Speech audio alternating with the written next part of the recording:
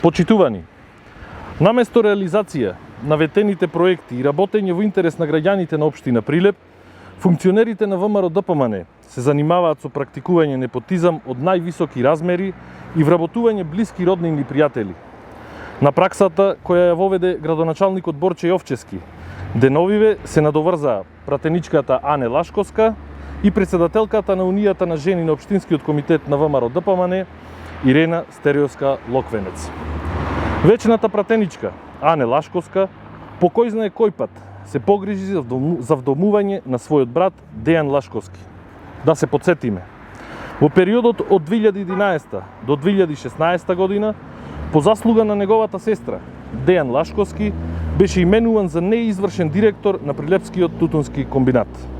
Откако со отпремнина од 1.000.000 денари или околу 17.000 евра си замина од комбинатот, нова дестинација на братот на Ане Лашковска беше управниот одбор на јавното предпријатие Студенчица. Конечно, од пред некој ден, Дејан Лашковски е вработен во ЈКП Водовод и канализација Прилеп, на работното место стручен соработник за односи со корисници.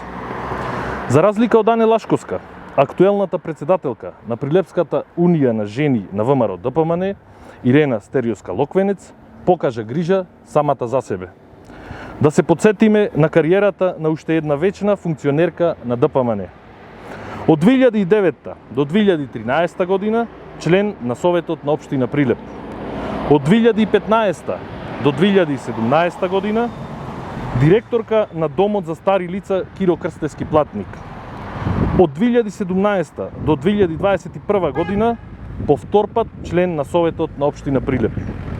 Од 2021 и тековно по трет пат член на Советот на Општина Прилеп, каде ја извршува функцијата координатор на советничката група на ВМРО-ДПМН, а истовремено е именувана и за заменичка на градоначалникот Јовчевски.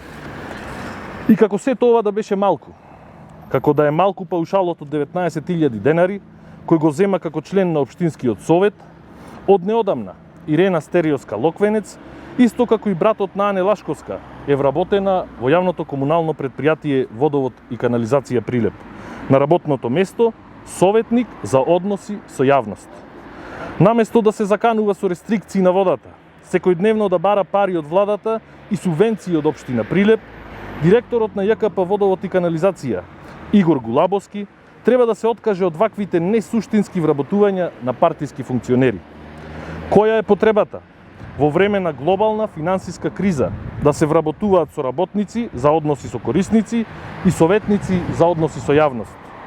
Освен класичниот непотизам, која е стручноста на Дејан Лашковски и Ирена Стериовска Локвенец за ваквите измислени работни места кои прилепчани ги плаќаат од својот џеп? Господа од ВМРО-ДПМН, на последните локални избори ја добивте довербата на граѓаните на Општина Прилеп, ветувајќи им подобри услови за живот и повисок животен стандард. После само нецели 6 месеци, вистината излезе на виделина.